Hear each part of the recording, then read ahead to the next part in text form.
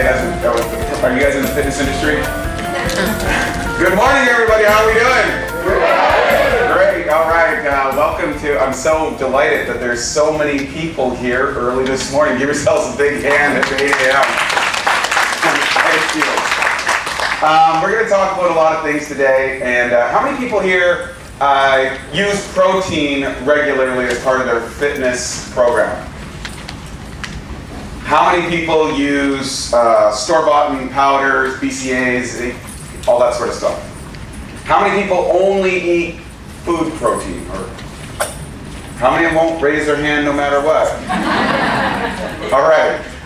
We're going to talk about a couple things today. Oh, I see that jumped out. We're going to talk about a number of things today that I think is really important. Most of you are, earlier in your careers and that sort of thing, and you're learning kind of the ins and outs, and it's really easy to get indoctrinated. I'm going to tell you a little story before I get started why this information is so important. In 2003, after 16 years of, going through my fitness and bodybuilding journey, I got to, was fortunate enough to win the national championships and go to the Mr. Universe contest. And I was following the best advice. I had the world's best bodybuilding coach at the time. I had everything right, was doing everything that I could. The 1 gram per pound of body, a little bit higher than that to keep the satiety up and all that sort of stuff. And after that contest, I gained 42 pounds of fat and water in 11 weeks.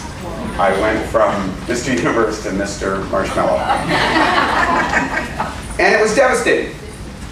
And not only was the physical part of it, but it left me leading a place where I was like, how did this happen to me?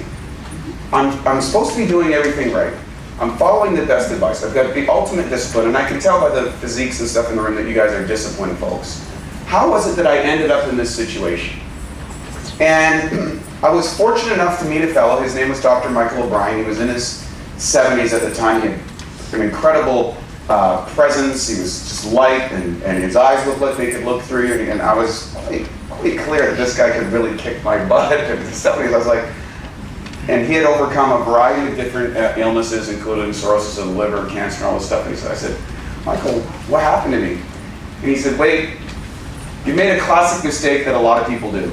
You learn to build the body from the outside in. What you don't know how to do is how to build the body from the inside out. Protein is one of the most keyed upon components in the fitness industry. Would you agree? Yeah. Everybody's worried about what? How much protein you take. It's like, how much do you bench? This type of things. And what I'm going to share with you today is something I would like for you to take forward and consider in your careers moving forward if you're in the industry or if you're just using this as your own stuff, because this transformed my life. And it can transform you. So, today we're going to talk about how to supercharge your protein digestion, muscle building, and fat burning. For those who don't know me, I'm the co-founder of Bioptimizers. Our mission is to alleviate human suffering. We started with optimizing digestion and ultimately leading to activating what I call awesome health.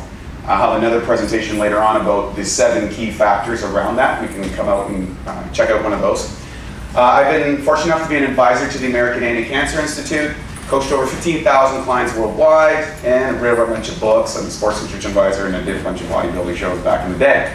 So, we'll get on to the good stuff. Now, there's a lie going on in the industry. I call it the protein lie. How many people here use whey protein regularly? How many people use an alternative to whey protein? Right? How many people don't use any protein? Right. Okay, great. How many people are still not going to raise their hand? There's still a few of you. Well, here's the thing. Whey protein is extremely cheap. In fact, before the fitness industry came along, they just got rid of it and fed it to pigs. Now, there's a 10-fold markup of it. Now here, I'm not just trying to throw whey protein under the bus. I'm trying to make you understand how to utilize it for your best stuff. It was a waste product. It's a $9.2 billion business. It's good money in this industry. Now, the protein industry itself is 21.5 billion. Now, I'm a plant-based guy, so I've been on a plant-based diet since 2001. So I was a lacto-ovo, and I don't have much, I still have a little bit of egg sometimes, a little bit of whey protein. And I was able to, after I rebuilt myself in 2007, come back using some of the principles I was saying here, went to the World Championships, placed better, eating, get this, 75 grams of protein a day at a body weight of around 200 pounds. So how did I do that? Well, sure. There's a myth, and this is the biggest myth that you are going to be exposed to. And the thing is if you look at the propaganda minister for the Nazis, he said if you tell a lie often enough and frequently enough with enough emphasis, eventually people will come to believe it. How many grams of protein per pound of body weight does a hard training athlete require?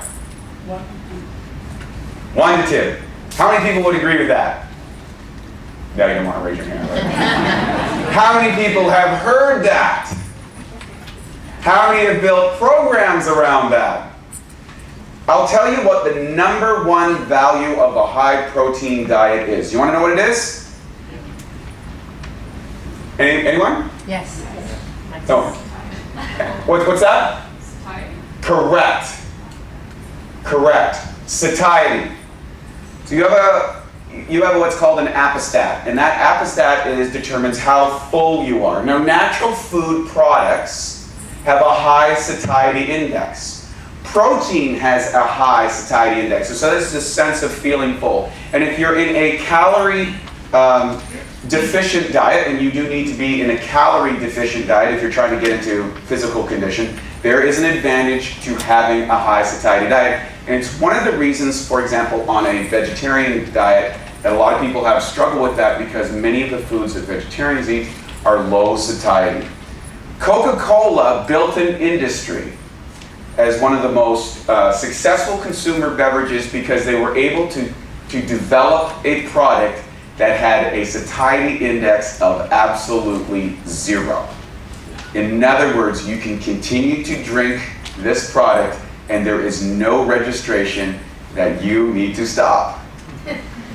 And the entire junk food industry is built on spiking insulin and affecting your satiety. So protein has an advantage in that. So I'm not saying that don't use protein, but there is a myth.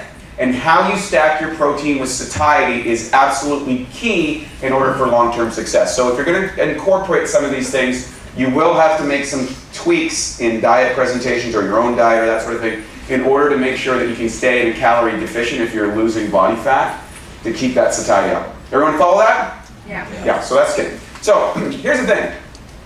There is no effect by taking weight-boosting muscle for muscle protein synthesis. Get that out this morning. There's no known effect.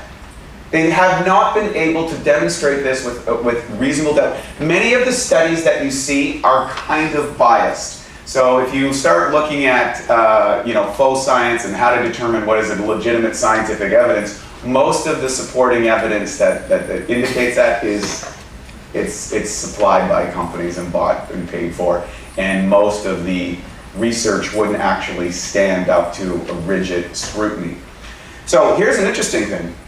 The study found that lower protein consumption increased protein synthesis.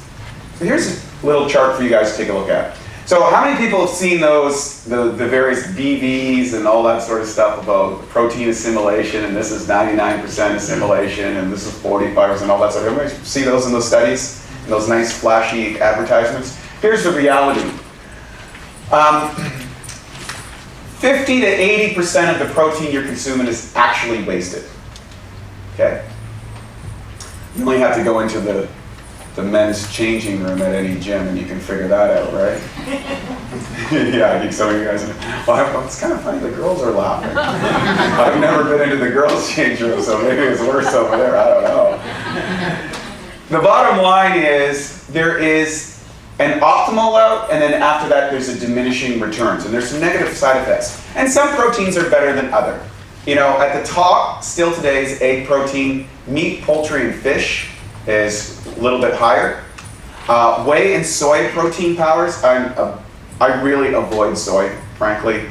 Most of what we get in North America is genetically modified, and the likelihood, the benefits are way less than what the negative consequences of that are. And then branched chain amino acids, BCAAs. Now that's not essential amino acids, and we'll talk about that in a minute. And there's some evidence that taking branched chain amino acids can be a problem. So now here's the thing. Too much protein can be a problem. When I was preparing for that contest in 2003, I was consuming 250 grams of protein a day on approximately an 1,800 calorie diet, and I did that for 11 months. So it was obviously pushing it to the limit, and what that caused is an inflammatory response after the contest that was completely out of control. It excessive, it pushed nutrient deficiencies. How many people have done a bodybuilding contest, a fitness competition, a photo shoot, where you had to diet for a little while? Yeah, how many people? How many people kind of, when they came after it, blew up? Do you remember why that happened? It's an inflammatory response to protect your body, because although you were in calorie restriction, there was some damage coming. So undigested proteins are one of the biggest causes of dysfunction, disease, and inflammation inside the body. And when you're consuming a high amount, what happens is your body has to work really hard. Now there's a metabolic effect benefit to that. So you're like, I'm taking this protein, I'm getting leaner, I'm feeling good and stuff. But what you don't know is, just like myself, on the inside you don't realize that there could be potential damage going on, that you're going to pay the price 3, 4, 5, 10 years from now. And that is something that our industry is just not really addressing very well. There's a 20-year study that a high meat and high protein diet is as dangerous as smoking as far as long-term health implications.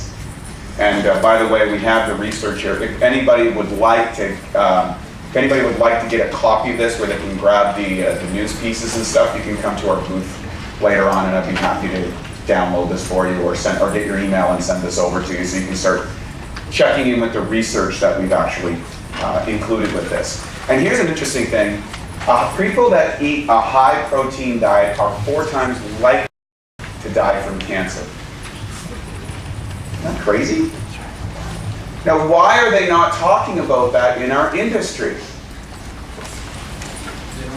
Yes? I have a question. Sure. Does that have anything to do, or are these studies considering organic meats?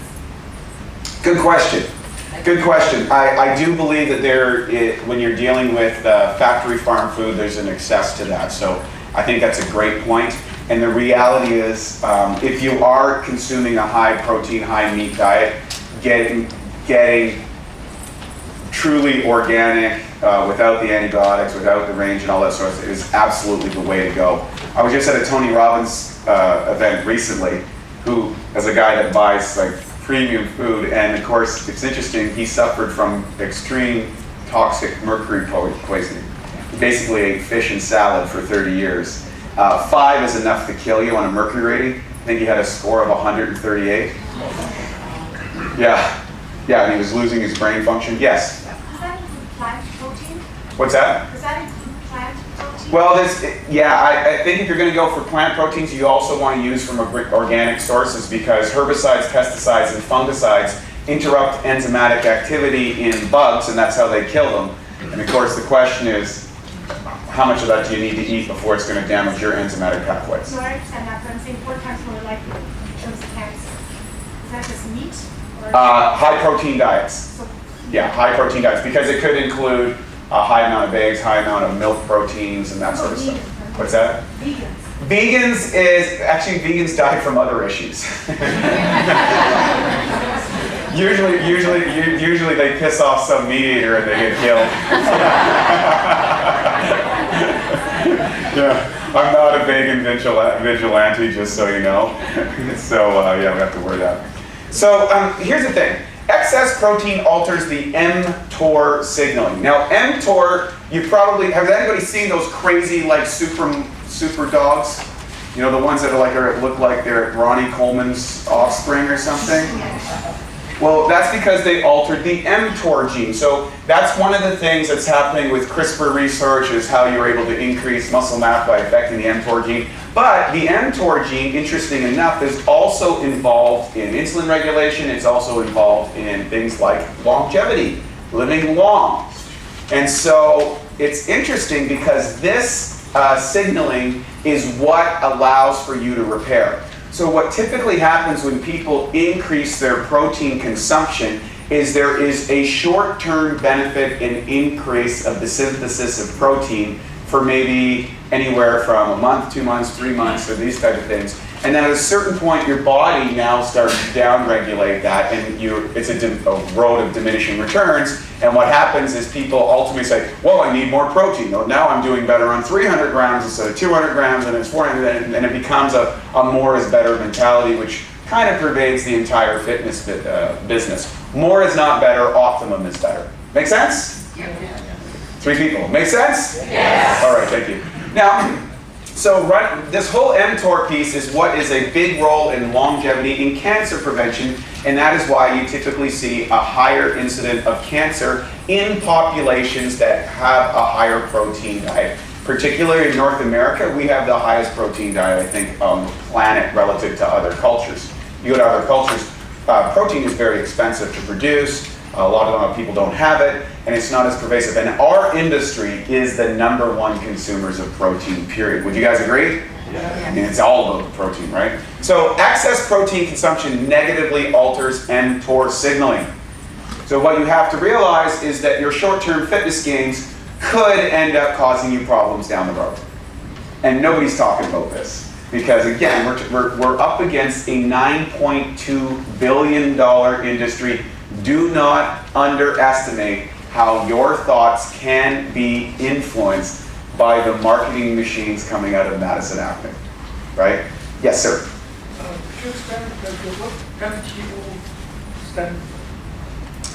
That's going to be a long conversation. But if you want to come by my booth after, we can get into that conversation. Because I want to get through this, and then we'll open up all the questions at the end. Make sense? Okay.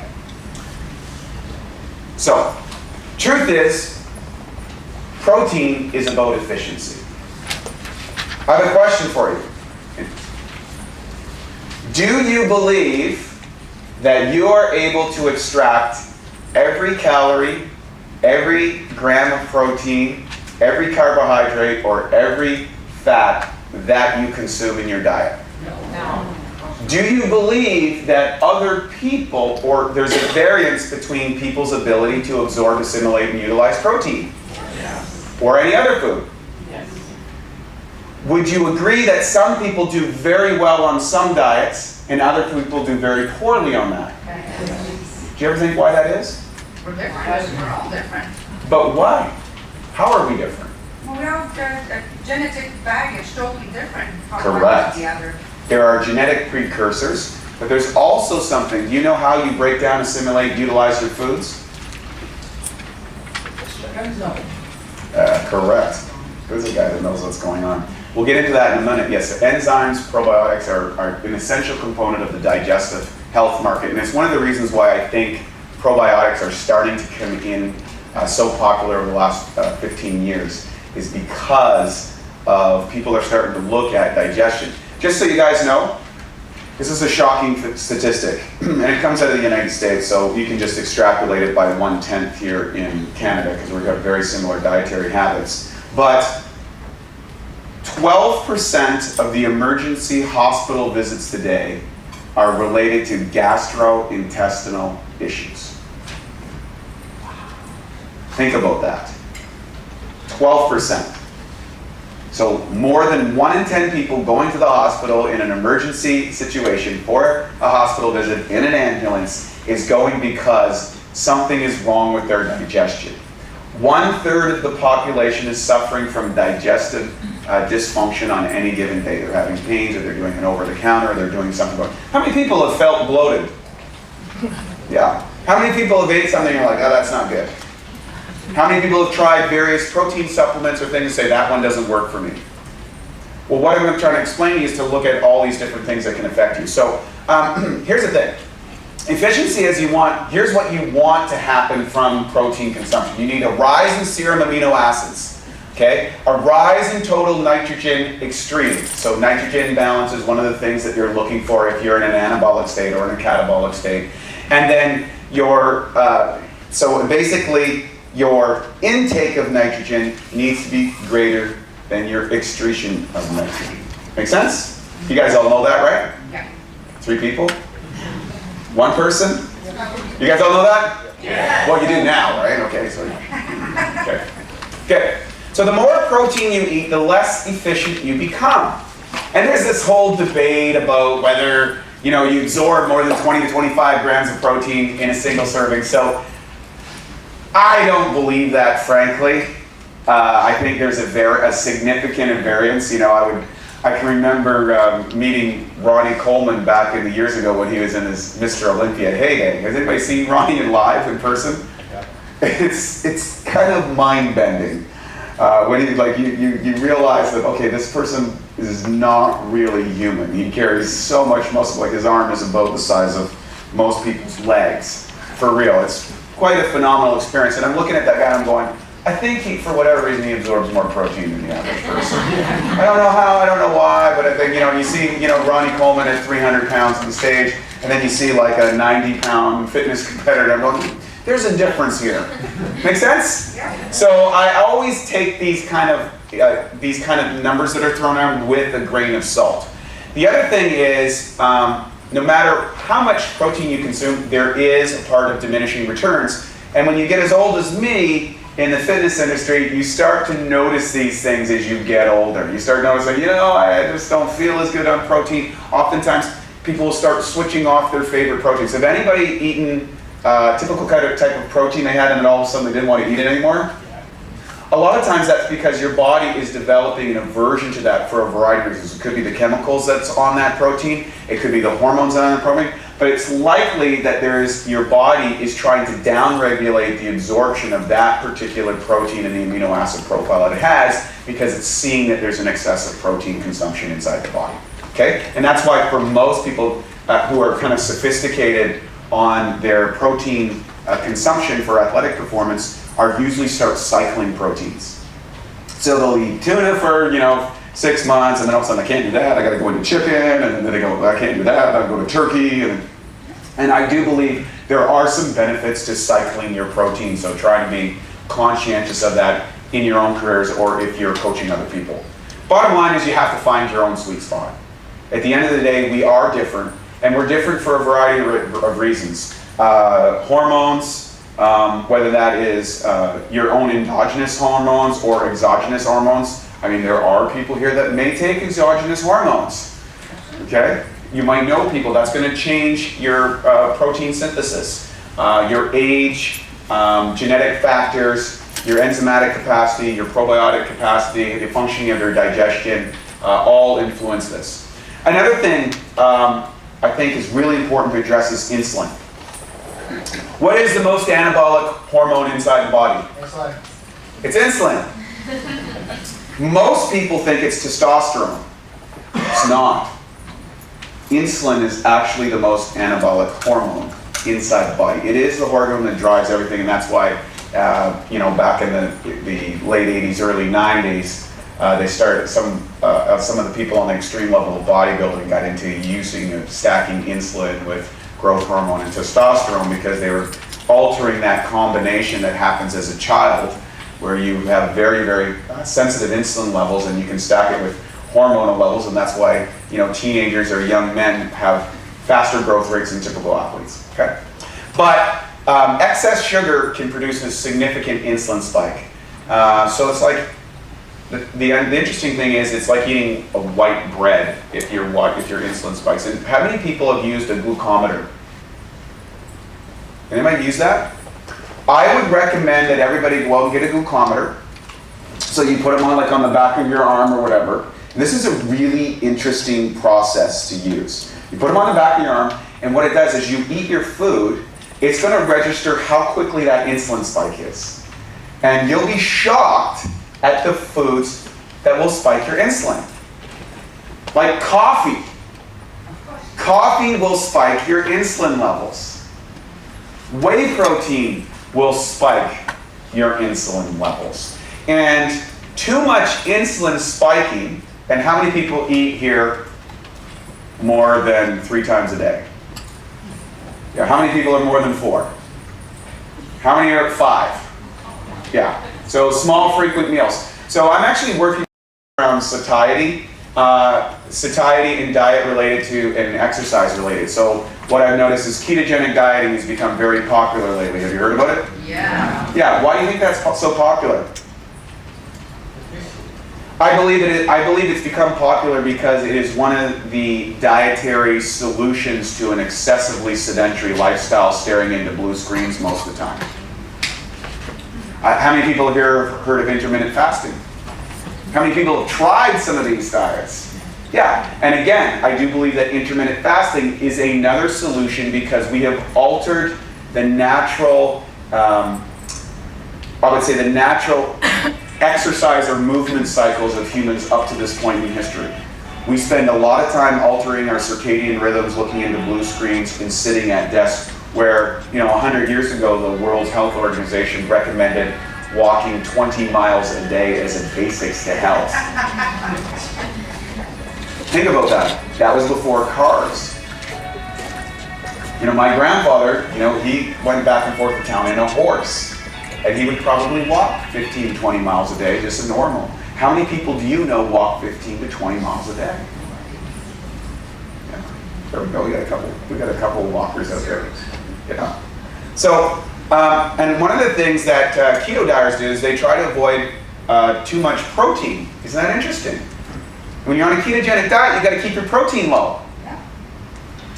And that's because of the insulin spike, because they're really trying to manipulate the insulin spike. And there's so many people that have become so burned out on insulin, and I find that a lot of people who do well on the ketogenic diet, if you look at their history and you look at their backgrounds, it's because they ate a lot of sugar as kids.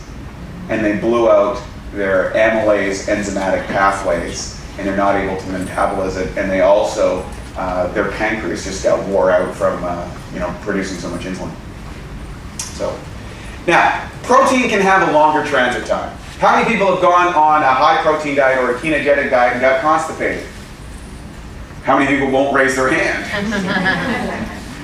One of the big commonalities, for example, I'm a vegetarian, my business partner, my co-founder of my company, he's a ketogenic guy. We are literally on the absolute polar spectrums of the dietary practice, and we see that as an advantage because I'm actually dietary agnostic. I think everybody has to select the right diet for them based on what works for their genetics, what works for their lifestyle, and what works for their physical history. And so I would encourage everybody to stay open and stay flexible in your careers so that it's not just one way or my way or the highway. Yes, there's a question in the back.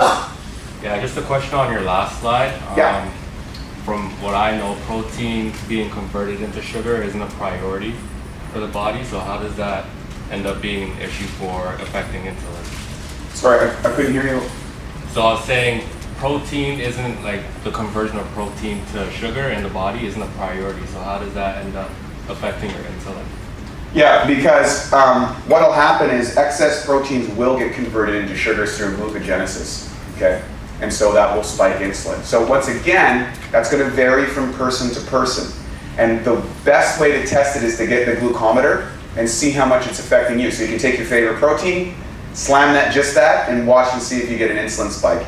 You can also see variance in other proteins. The other thing, there's another factor on top of that I think should be mentioned, is sometimes there are sugars put inside your protein that are not showing up on the labels. So I don't underestimate how some of these can be skewed. And then there's going to be different responses. For example, your response to a steak dinner versus your response to a steak dinner will be completely different in how you metabolize that. And now you can get a real snapshot about how your life works. And that's why I recommend using a glucometer to see what's happening, because you're going to get a key indication outside of genetics, outside of epigenetics, outside of nutrigenomics about what's going on in your body, because really that's all that matters right now.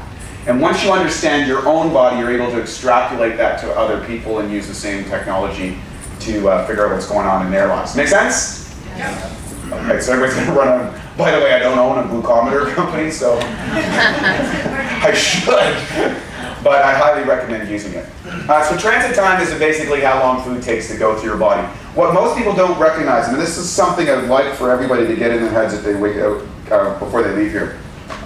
It is a single canal from your mouth to your anus.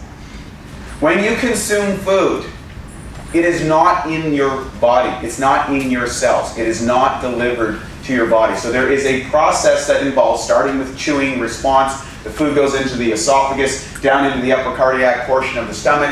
At that point, that is where the natural enzymes present in the food are supposed to be breaking down that food. Now, what's the thing that humans do as a dietary practice that no other species does?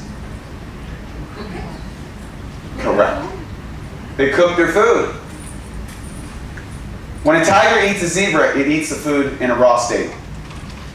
When a bear eats a salmon or a blueberry, it eats it in a raw state.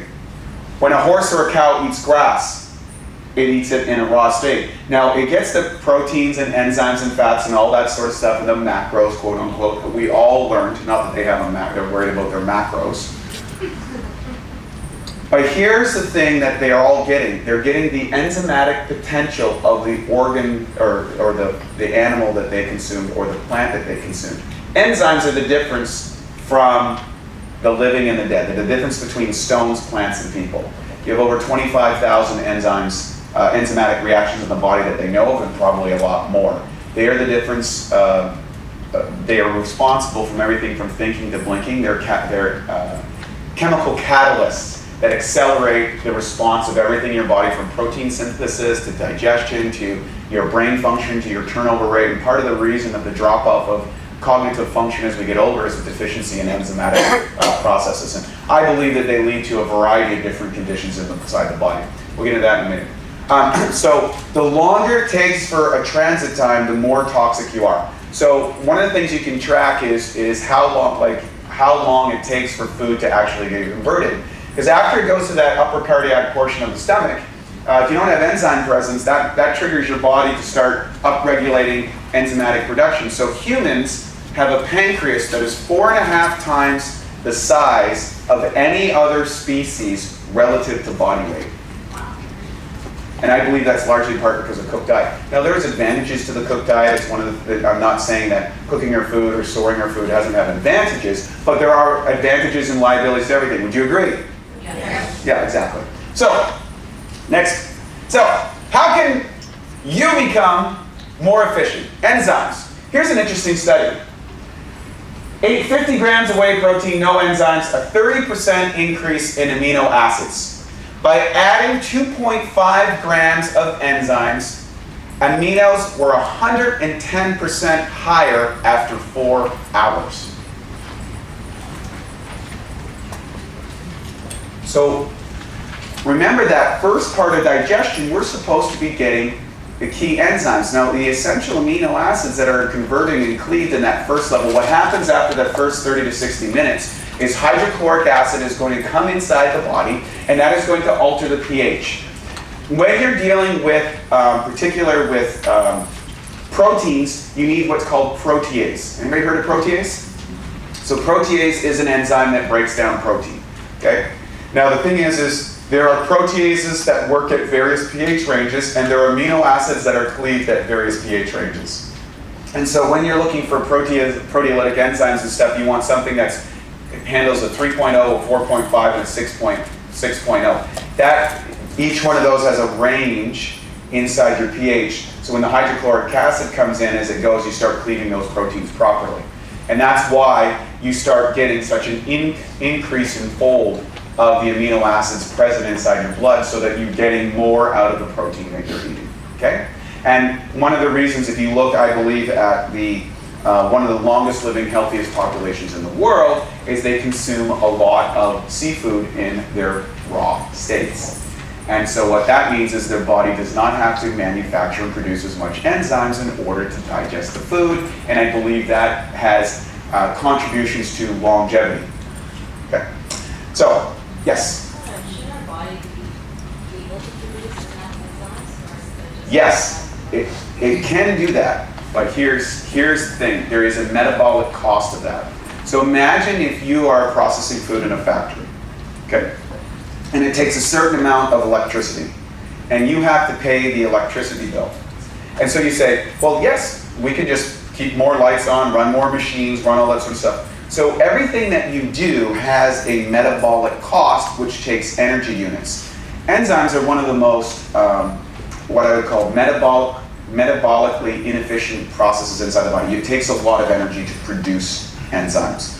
One of the reasons that I believe that, particularly in our industry, a high protein diet leads to getting yourself leaner quicker is because the metabolic activity required to digest that food is also accelerated. So you get a satiety advantage and you get an increase in metabolic activity, and that allows you to get leaner faster. So you're burning energy, you're not as hungry, you eat less, but long term, there's a cost. Going back to myself, I had 16 years followed these kind of high protein diets, and all of a sudden, I went from Mr. Universe to Mr. Marvel. All of a sudden, my body said, hey, you know what? Somebody turned the lights off in the factory. Make sense? Yeah. So, yes, sir. So you just mentioned like consume the raw fish or seafood or whatever protein have more benefit. Is that right? I believe that is true, provided it's not contained with all the chemical agents and stuff and things like that. Yeah, that's the question. Like I think right now it's that we have more risk than you get the benefit. Well, one of the reasons that I went to the diet that I'm on now, I would say I switched from a performance diet to a longevity diet. And probably everybody in this room is going to eventually do this because everybody in this room is on the bleeding edge of what I call performance-based diets. You're here because you're studying it, you understand far more than the population, and in a lot of ways, there's going to come a point in your career, some of you might be there already, where you're going to go, you know what, it's not all about, you know, how lean I am for my photo shoot. It's about how do I keep functioning in my life as I go into the older years. And we've done a great job of extending people's lives. We haven't done a great job of extending people's quality of life.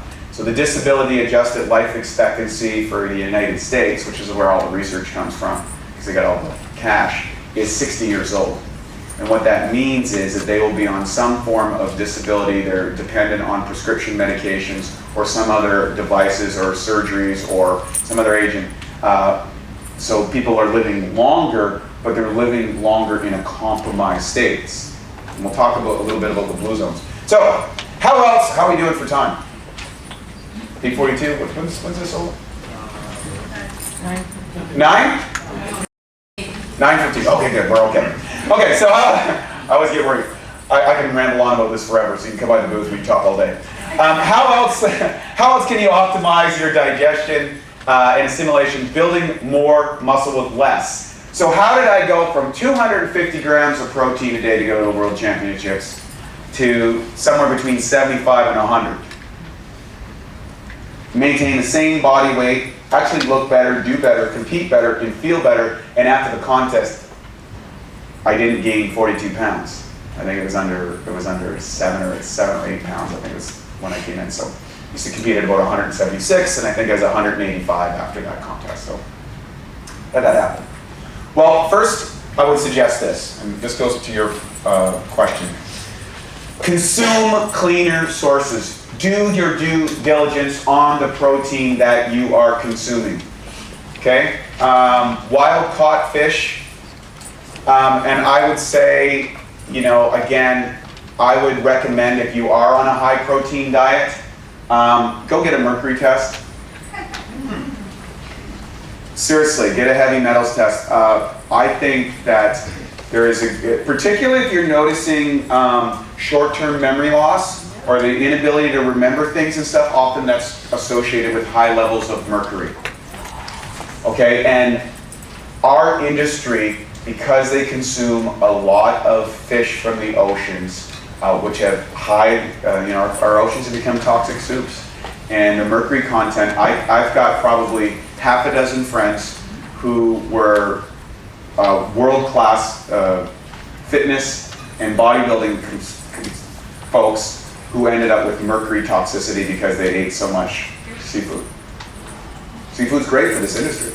So, and then you have to go through detoxification of mercury. Mercury is the most toxic non-radioactive substance in the earth.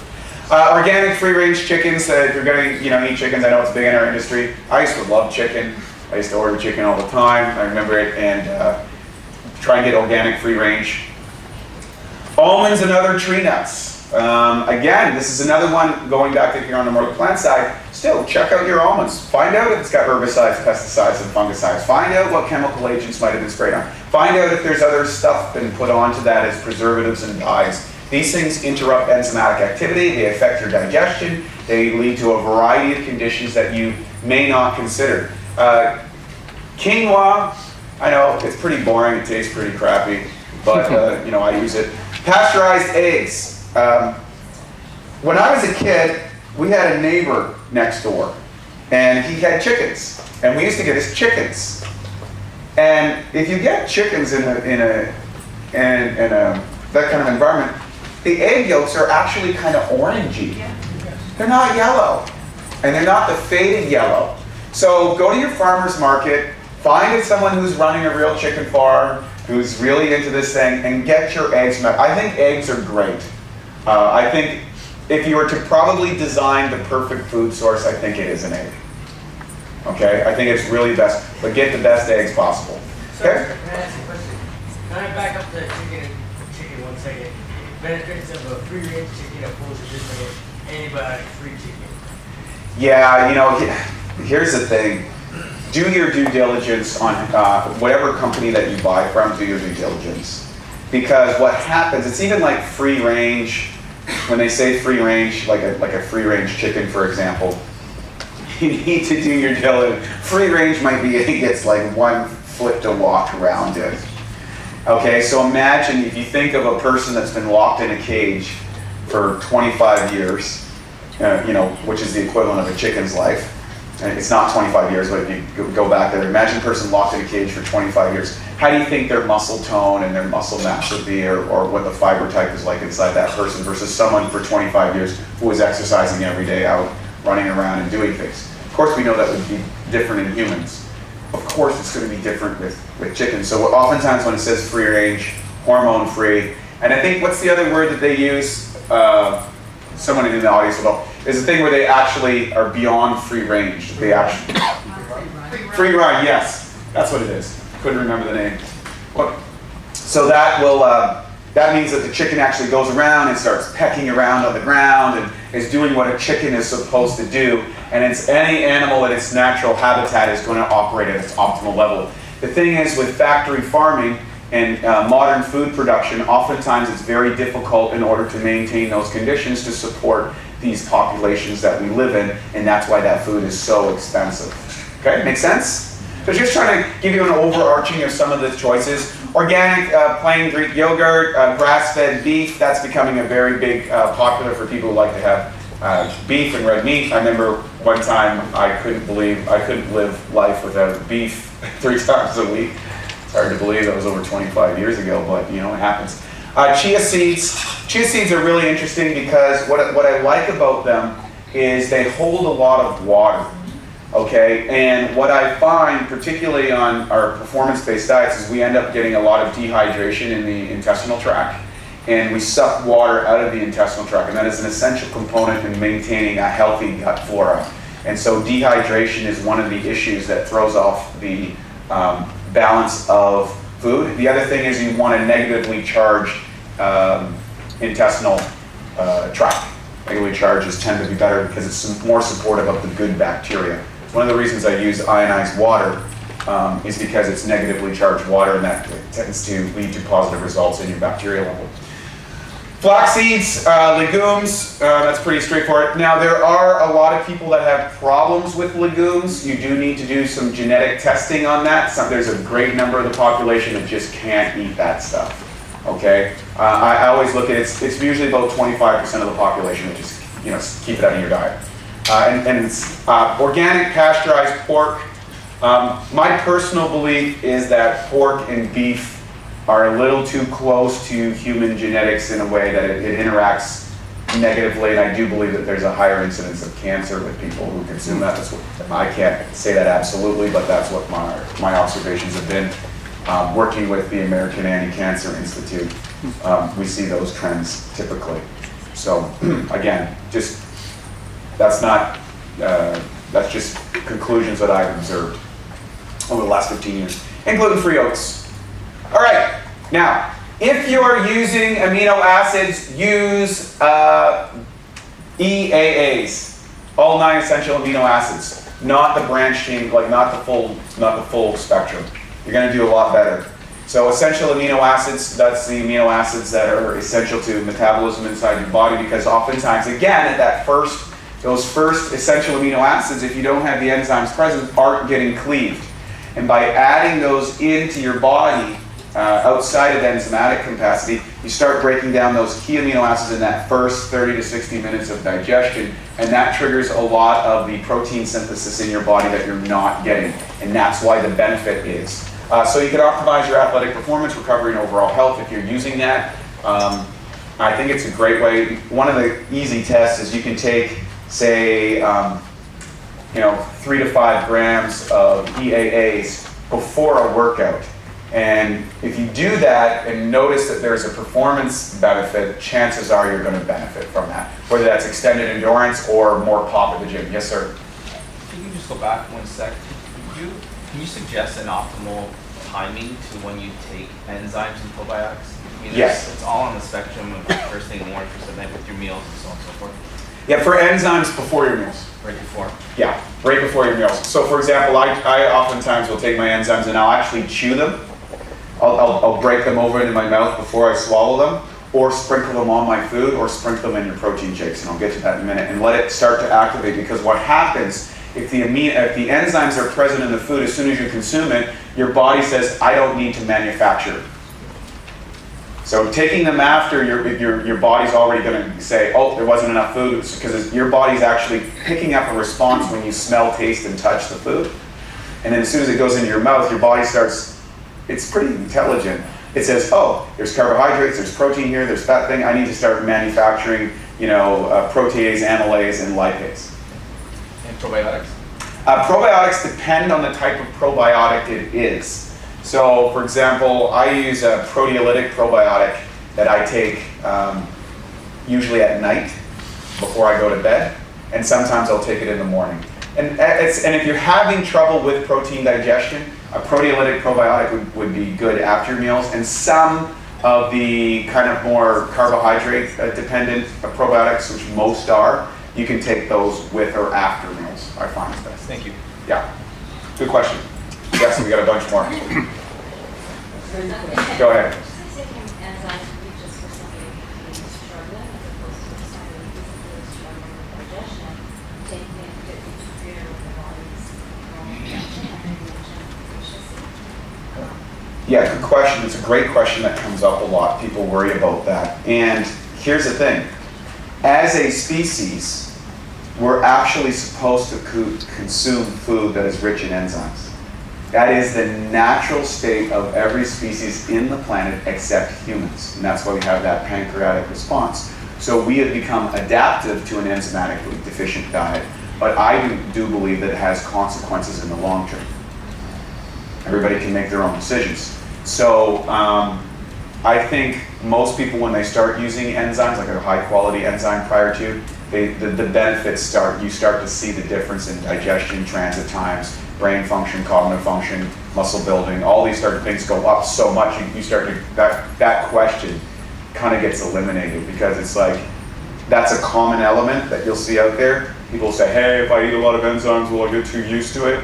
Well, it's like saying, well, if you eat a lot of carbohydrates, will you, you're going to get sick of carbohydrates, or you're going to get sick of protein? I think one of the big disservices that happens in our industry is you'll read all these books on health, or you'll read all these books on nutrition, and you'll read all these stuff, and there's like 4 paragraphs in all these books. It might be 700 pages long about the role of enzymes, and then it's discarded. And I don't know why that is. It's the same thing as nobody talks about the lymphatic system in all the medical journals, and it's 3.5 times the blood system. That's the exhaust system for the body. Why? So what you don't know is what can hurt you more than what you do. And it's one of the reasons to stay open to learning. So those two areas that I would investigate is enzymatic pathways inside the body. You can look up, if you want to get to know more about this, you can write this down. Dr. Edward Howell, Enzyme Nutrition and Food Enzymes for Health and Longevity. The second book is more research oriented. It was actually a Precy version from a 1,300-page journal he did, and he tested a variety of species over generational deficiency, and he found species fed an enzymatically deficient diet by their third generation elicited a lot of genetic diseases, strained social behavior, and an inability to procreate. Wow. By third generation. In 1940s, we increased the use of monoculture growing, which depletes the protein content of food, depletes the enzymatic content of food because of mineral deficient soils. We added herbicides, pesticides, and fungicides inside the food in order to preserve it against other foods, and now we're at 3 generations since World War II. What's happening in the population? Not that affects them issues. How many reproductive clinics have came up in the last 10, 15 years? Now, those of us who are a little older in the room start to notice the difference what's happening. What is the rise of genetic-based disease in today's population? Right? And how many people are struggling with things like depression? And depression is directly related to enzymatic capacity to break down your amino acids, to turn them into polypeptide chains, to turn your brain on in order to make the chemicals in your brain that'll make it function properly. So I've noticed that when we put people on a regimen of a good enzymatic diet and probiotics, is that about a quarter of the population that does that, that's suffering from depression, all of a sudden their depression goes away. Well, beauty. It's all related to digestion. Would that be Yep, also tied with anxiety? Because Yes. there's a lot of people that have correct. anxiety that Correct. goes along with depression. Yeah, so a lot of these things are relative to, it's just the neurochemicals inside the brain. There's a disbalance in those which will lead to these variety of states. And anxiety is oftentimes related to starvation. It's a natural response to starvation. So I've got another talk that almost no one's going to come to based on the charts, which is all about this type of, why obesity is actually a condition of starvation. You just don't get. You can check out, I got that talk, I don't know what day it is, you can ask that out. Today, 4 o'clock. Yeah, what's that? Today, 4 o'clock. Yeah, today 4 o'clock I'm going to talk about that because I believe that the reason people are overeating and people are becoming obese, they're actually starving. Starving for food? They're starving. For food And or for that other... can trigger anxiety responses because our mechanism, your human mechanism is designed to survive at all costs. And so the anxiety is to create an adrenaline response so that you go out and able to get your food. I have one other question for you. Yeah. So with respect to probiotics, when is the best time to take your probiotic based on the type of probiotic? Again, it comes down to, if it's more of a proteolytic type, I think it's better in the evenings before you go to bed so that can go out and clean up your undigested proteins in the system particularly. If it's a carbohydrate metabolizing one, I think oftentimes post meals is best. So how do you know which is which? Does it well, tell you on the bottle? 'Cause- What's that? Not usually, but you can do a little bit of research on the typical strain. The problem today, I think, with probiotics, most of them are a mishmash of maybes, and the research is all done on pretty much on single strains, and it's not done on multiple strains, so oftentimes they compete and you have issues. So we can get into that after if you want to talk about it. So, all right, truth about protein typing. Eating protein with 1 hour do not significantly enhance strength or muscle. No proof there is a 1 hour anabolic window for protein, and but again, find out what's right for you. And again, this is where a glucometer is really, really valuable. You'll see that insulin spike that's coming from food, and you'll see these type of responses, and then track things. See how you feel over time.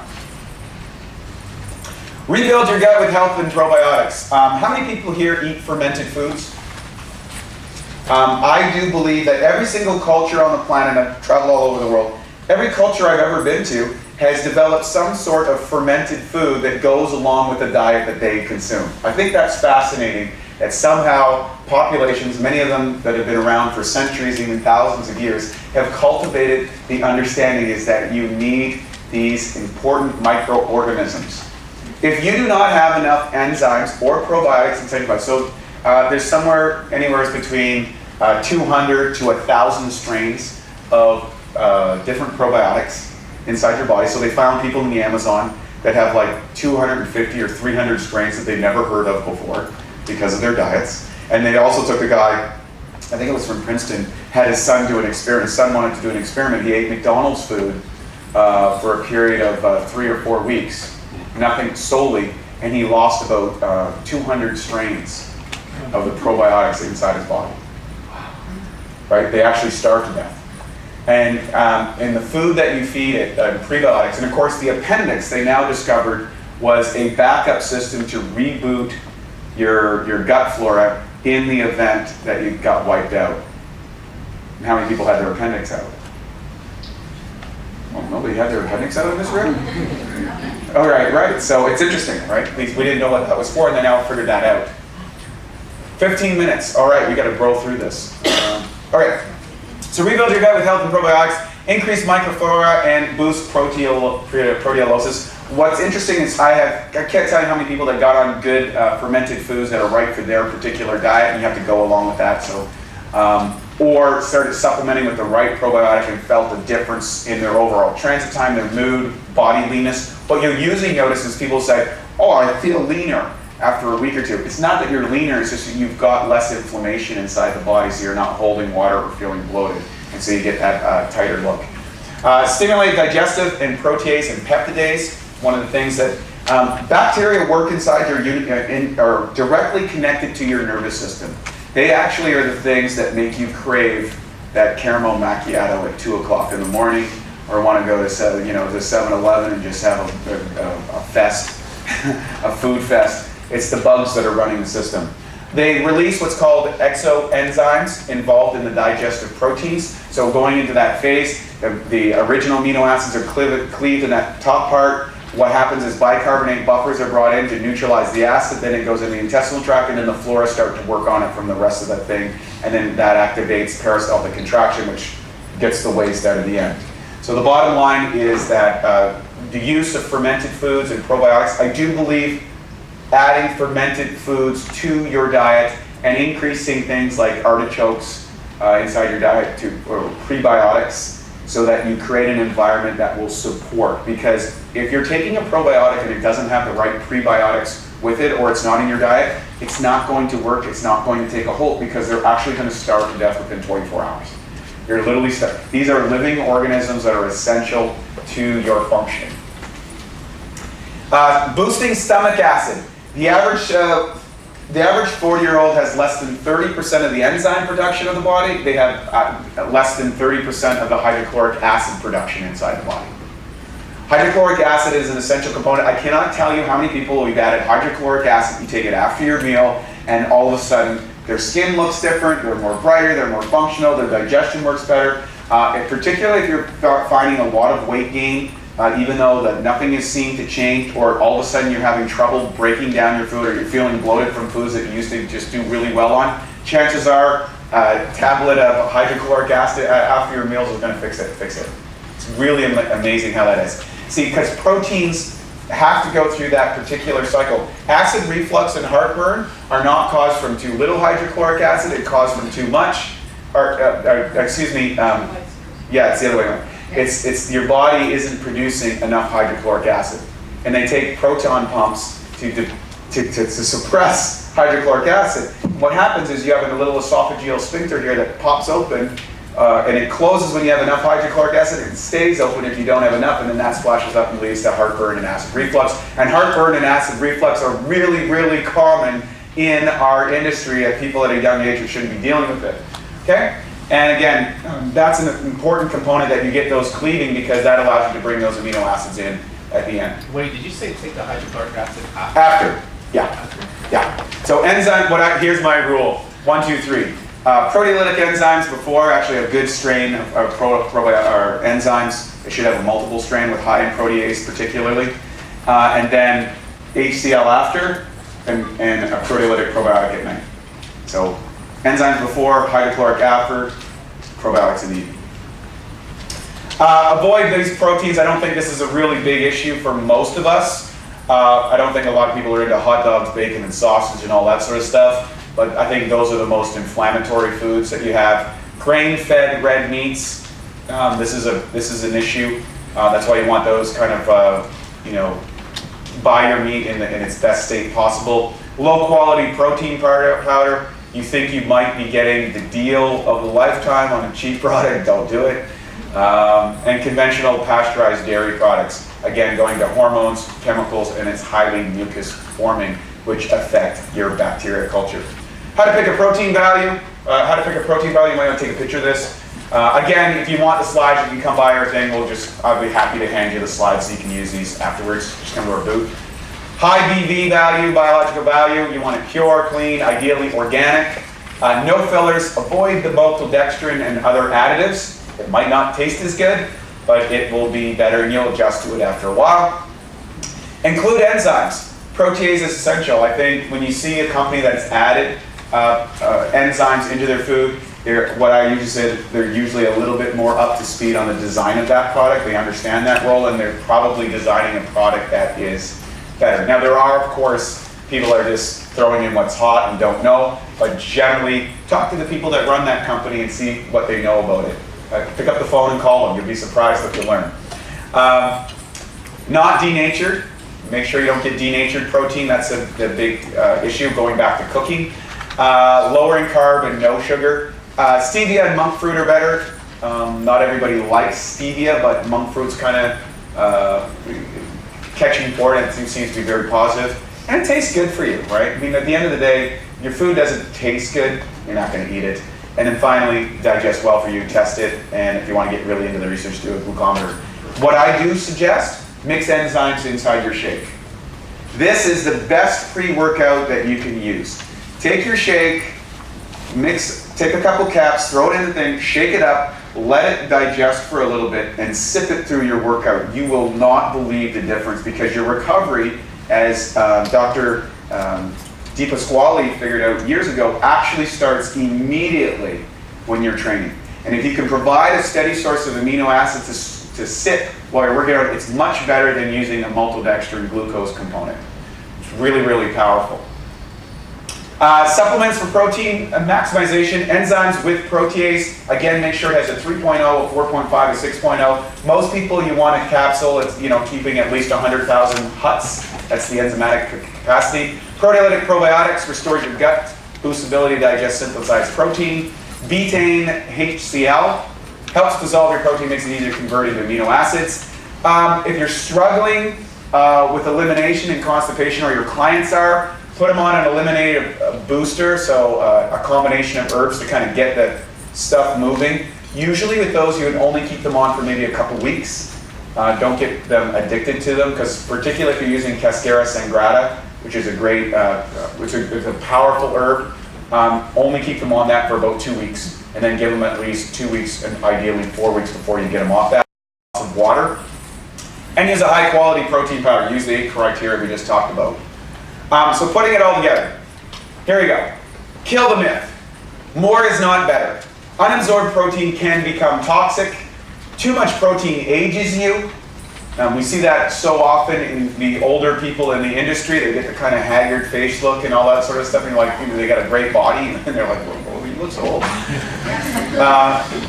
And you look at the life expectancy of people in this industry who have been at the competitive level is not that high. And you'd think it would be, considering they're so performance-oriented. And again, you're going to make that transition at some point from pure performance into longevity. Maximize protein absorption, enzymes in the key. Read that book, Dr. Howell's Enzyme Nutrition and Food Enzymes for Health and Longevity. Consume cleaner sources. Do your due diligence on everything that you put in your body. You only get one body. It's worth the extra expense. If you think that paying a lot for food now is expensive, try paying for disease later. Pick the right protein powder. Supplement to boost your protein digestion. Track how you feel, your progress, and optimize.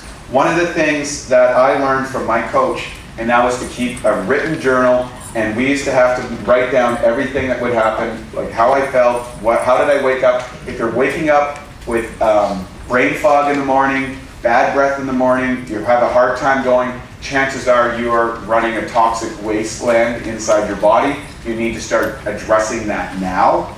If you need caffeine in the morning to get yourself going, then you have to realize that your blood is coagulated, so you can use one of those dark spectrum microscopes and you'll see all the proteins stuck together.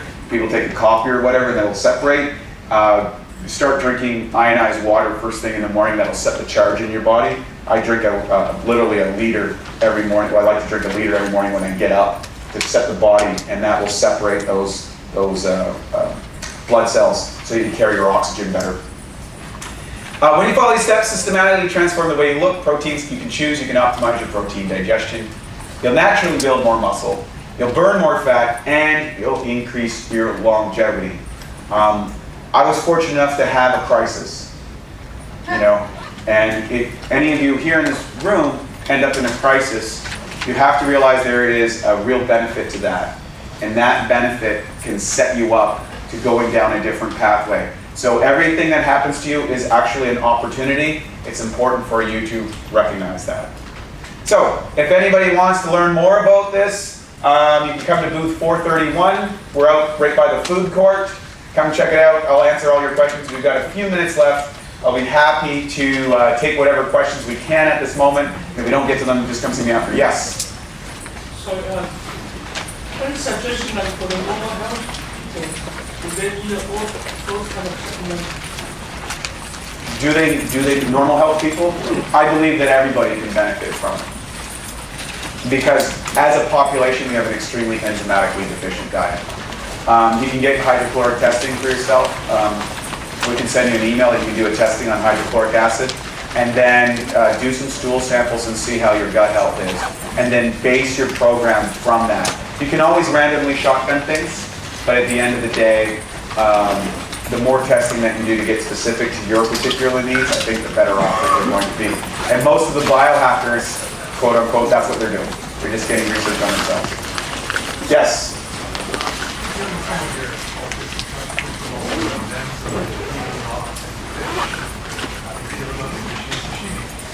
I believe I believe those are superior sources. So I've gone to Okinawa and I've gone to Japan, which have a high seafood diet and a high plant diet, which are very enzymatically rich.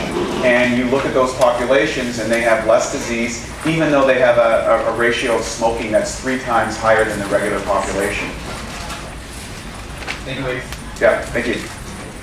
Yes? I'm a big fan of like the probiotics that are refrigerated, but I'm just wondering, I've never really been able to, I guess, explain to someone the difference between when it's not and when it is as a benefit to like refrigerated. Well, it's interesting because the biggest challenge with probiotics that require refrigeration, and I've been in the nutritional supplement industry for over 20 years, is are they able to maintain that culture through a consistent temperature for a period of time? So probiotics require a couple of things. They require specific environments involved in the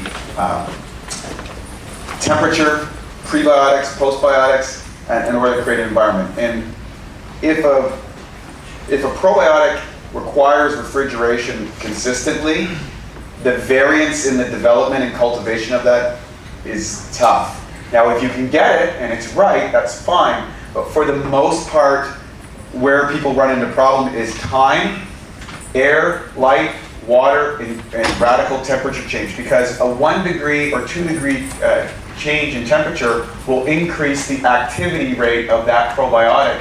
So they're going to burn through their prebiotic. So for consistency purposes, I believe that freeze-dried probiotics, which are in a suspended state of animation, and as soon as they hit water and get inside your body, boom, they get activated. But again, you're going to want to make sure that you have a diet that supports that probiotic, or otherwise it's going to be out of your system really quick. Okay. Yes? Just wondering if you could go back to one of the slides, the one that was just prior to the 4 sources of protein to avoid. I just wanted to take a quick snap of it for the website of the wrong. There we go. Just before that one. Yeah. Thank you. Yeah. Yes, sir. So hydrochloric acid versus like enzymes. Does your body actually stop producing enzymes, or is it better to add extra? From my understanding is that as we get older, we get stressed, we age stress, your body needs more hydrochloric acid. Yes. So does your body actually stop producing enzymes? Or Yeah, your it- body produce? Yeah, so what's interesting is, and I'll give you a specific example. One of the most challenging or dominant athletes for physicality is a running back. Because a running back in the NFL has to carry a lot of muscle mass, has to have a lot of explosion, takes a lot of physical damage. And almost no running backs are able to maintain their production after the age of 28. And according to Dr. Howe, proteolytic production enzymes, proteolytic enzyme production, typically starts to top off at around 28 years old. So what I have found that by supplementing a proteolytic probiotic, I was able to extend my fitness career longer and still be able to continually build muscle later out of my life without the use of anabolics and things like that. So that was that's anecdotal. Keep in mind that is not scientifically validated, but that was my own experience and experience with a lot of the clients that I coached. So I think proteolytic enzymatic production drops off first. If people have trouble with sugars or where usually they have an amylase pathway that's off. If they have trouble with skin conditions, it's usually lipase. I've seen so many people that have permanent skin conditions that they add a lipase enzyme into their diet and all of a sudden their skin gets great. And so I believe that there's enzymatic pathways, that there's proteolytic enzymes because your body's very efficient, and there's amylase pathways and lipase pathways. If you guys want to talk more about that stuff, I think we're almost out of time. 4:31. Yes, bro? Okay. All right, guys. Thank you so much. Come to the 4:31 and let's start.